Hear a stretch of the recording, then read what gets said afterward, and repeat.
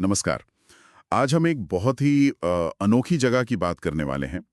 Namibia का ओरेंजुमुंड शहर। हाँ, और सिर्फ शहर नहीं बल्कि उसके पास जो अटलांटिक महासागर है वहां से हीरे कैसे निकाले जाते हैं, वो भी समुद्र के नीचे से। बिल्कुल, ये सुनने में ही कितना अजीब लगता है ना, समुद्र के नीचे से हीरे। तो आज हमारी कोशिश यही समझने की है कि ये सब होता कैसे है। सही कहा। ओरेंजुमुंड ये जगह ऑरेंज नदी के बिल्कुल मुहाने पर है, दक्षिण अफ्रीका बॉर्डर के पास, और यहीं छुपा है ये खजाना। तो चलिए इस दिलचस्प विषय की गहराई में उतरते हैं। सबसे पहले, ये समुद्री हीरा खनन आखिर है क्या? मतलब बेसिक कॉन्सेप्ट क्या है? देखिए, आसान शब्दों में कहें तो समुद्र की तलहटी पर जो हीरे बिखरे हुए हैं उन्हें इकट्ठा करना। अच्छा। और नामीबिया इस मामले में खास है क्योंकि लाखों साल पहले ये जो ऑरेंज नदी है ये पहाड़ों से हीरे बहाकर लाई और समुद्र में जमा करती गई। ओह अच्छा, तो ये नदी की वजह से है। हाँ बिल्कुल, ये हीरे अब समुद्र के तल पर रेत और बजरी के नीचे दबे हुए हैं। और इन्हें निकालने का काम, जहां तक मुझे पता है, डेबमरीन नामीबिया करती है। जो डीबियर्स और नामीबियाई सरकार का जॉइंट वेंचर है। हाँ बिल्कुल सही, डेबमरीन नामीबिया यही मुख्य कंपनी है जो इस काम में लगी है। पर सवाल यह है कि समुद्र की इतनी गहराई से, मतलब तलहटी से हीरे निकालना, ये करते कैसे हैं? तकनीक क्या है इसके पीछे? ये काफी कह सकते हैं हाईटेक प्रोसेस है। आप सोचिए कि बड़े बड़े समुद्री जहाज हैं और वो जहाज समुद्र में सैकड़ों मीटर नीचे एक तरह के शक्तिशाली वैक्यूम सिस्टम से सीबेड यानी समुद्री तल की पूरी परत को खींचते हैं। मिट्टी, रेत, बजरी, सब कुछ। वैक्यूम से सैकड़ों मीटर नीचे? हाँ, इसे क्रॉलर टेक्नोलॉजी भी कहते हैं, जैसे समुद्र के तल पर बड़े बड़े रोबोटिक वैक्यूम क्लीनर चल रहे हों। बाप रे, तो मतलब ये जहाज सिर्फ इधर उधर जाने के लिए नहीं है? और नहीं, बिल्कुल नहीं। ये तो अपने आप में तैरती हुई फैक्ट्रियां हैं। तैरती हुई फैक्ट्री। हाँ, जो भी मटेरियल नीचे से खींचा जाता है उसे जहाज पर ही प्रोसेस किया जाता है। कई लेवल की छटाई होती है, पानी से धुलाई, स्क्रीनिंग, और फिर जाकर हीरे अलग होते हैं। ये सब कुछ समुद्र के बीच में चलते जहाज पर होता है। यहाँ ये वास्तव में दिलचस्प हो जाता है। हाँ, एक तैरता हुआ कारखाना। क्या कोई खास जहाज का उदाहरण है? हाँ बिल्कुल। इनका जो सबसे नया और सबसे एडवांस्ड जहाज है उसका नाम है बेंगुएला जेम। Benguela gem. जी। और रिपोर्ट्स के मुताबिक इसे बनाने में करीब 420 मिलियन अमेरिकी डॉलर लगे। क्या? 420 मिलियन डॉलर? मतलब लगभग 3000 करोड़ रुपए से भी ज्यादा? हाँ, इतनी ही लागत है। ये दुनिया के सबसे मॉडर्न और महंगे जहाजों में से एक गिना जाता है और ये दिन रात मतलब 24/7 साल भर काम करता है। अविश्वसनीय। 3000 करोड़ का तैरता कारखाना जो लगातार हीरे निकाल रहा है। लेकिन ये सब शुरू कब हुआ?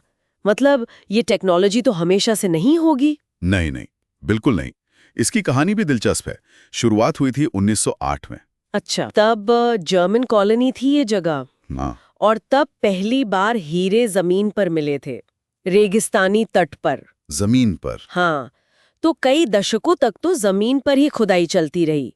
फिर 1960 के दशक में किसी ने सोचा कि भाई अगर नदी हीरे बहाकर समुद्र तक लाई है तो समुद्र में भी तो होंगे। सही बात है। तब जाकर समुद्र में खोज शुरू हुई। शुरुआती तरीके तो बहुत सिंपल थे, शायद छोटी नाव से या ड्रेजिंग करके। और आज देखिए कहां से कहां पहुंच गए ये काम। एक मल्टी बिलियन डॉलर इंडस्ट्री बन गई है। बिल्कुल। अच्छा, इस सब का ओरेंजुमुंड शहर पर क्या असर पड़ा? मैंने सुना है कि पहले ये एक तरह का बंद शहर था। हाँ, ये सही है। दशकों तक ओरेंजुमुंड एक कंपनी टाउन था, मतलब खनन कंपनी ही इसे चलाती थी और सुरक्षा कारणों से आम लोगों का आना जाना बहुत कंट्रोल में था। परमिट चाहिए होता था अंदर जाने के लिए। लेकिन कुछ साल पहले इसे आम पब्लिक के लिए खोल दिया गया है। तो अब क्या बदला है इस वजह से? शहर की पूरी वाइब बदल गई है। अब वहाँ टूरिज्म के नए अवसर खुल रहे हैं। लोग उस अनोखे इतिहास और भूगोल को देखने जा सकते हैं। अच्छा। कुछ फिल्मों की शूटिंग भी हुई है वहाँ। और जाहिर है वैज्ञानिकों के लिए, खासकर जियोलॉजिस्ट्स के लिए, तो वो जगह रिसर्च का खजाना है। शहर अब सिर्फ माइनिंग पर डिपेंडेंट नहीं रहा। और नामीबिया की इकोनॉमी के लिए तो ये हीरे मतलब सोने की खान जैसे ही होंगे, या हीरे की खान कहना चाहिए? हाँ बिल्कुल। समुद्री हीरे नामीबिया के सबसे जरूरी एक्सपोर्ट्स में से एक है और खास बात यह है कि यहाँ से मिलने वाले ज्यादातर हीरे जेम क्वालिटी के होते हैं। जेम क्वालिटी मतलब गहनों में इस्तेमाल होने वाले? जी हाँ, बहुत उच्च गुणवत्ता वाले। तो देश को इनसे अच्छी खासी विदेशी मुद्रा मिलती है। लेकिन यहाँ एक जरूरी सवाल उठता है, इस तरह समुद्र के पूरे तल को खंगाल डालने का पर्यावरण पर क्या असर पड़ता है? हाँ, ये एक बहुत ही अहम और कह सकते हैं चिंताजनक पहलू है। देखिए, जब आप इस तरह से सी बेड को डिस्टर्ब करते हैं तो वहाँ के समुद्री जीवन और पूरे इकोसिस्टम पर असर तो पड़ता ही है। वो तो है। जो जीव उस तलहटी पर रहते हैं उनका घर उजड़ जाता है। डेम्बरीन दावा तो करती है कि वो सस्टेनेबल तरीके अपनाते हैं और खनन के बाद उस जगह को ठीक करने मतलब रिहैबिलिटेट करने की कोशिश भी करते हैं। लेकिन क्या वो संभव है गहरे समुद्र में? ये बहुत मुश्किल और धीमी प्रक्रिया है। गहरे समुद्र के इकोसिस्टम को वापस अपनी पुरानी स्थिति में आने में बहुत वक्त लगता है। तो ये तकनीक के फायदे और पर्यावरण की सुरक्षा के बीच संतुलन बनाने की एक लगातार चुनौती बनी हुई है। तो इसका कुल मतलब क्या है अगर हम इस पूरी चीज को देखें?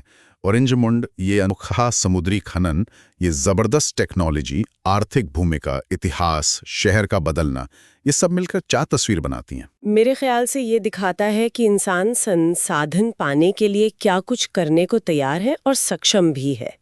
ये इंजीनियरिंग की, विज्ञान की और बहुत बड़े रिस्क और इन्वेस्टमेंट की कहानी है। प्रकृति की गहराइयों से खजाना निकालने की कहानी, लेकिन साथ ही ये हमें उन पर्यावरणीय जिम्मेदारियों की भी लगातार याद दिलाता है जो इस तरह के कामों के साथ आती हैं। वाकई ये इंसानी सरलता और शायद महत्वाकांक्षा का भी एक उदाहरण है कि कैसे हम प्रकृति के सबसे चुनौतीपूर्ण हिस्सों से भी कुछ मूल्यवान निकाल सकते हैं। बिल्कुल, और ये हमें सोचने पे भी मजबूर करता है, गहरे समुद्र में और न जाने क्या क्या छिपा है। भविष्य में जैसे जैसे हमारी क्षमता बढ़ेगी उन तक पहुंचने की, उसके क्या व्यापक परिणाम होंगे पर्यावरण पर और शायद वैश्विक राजनीति पर भी। ये एक ऐसा सवाल है जो आगे और भी महत्वपूर्ण होता जाएगा।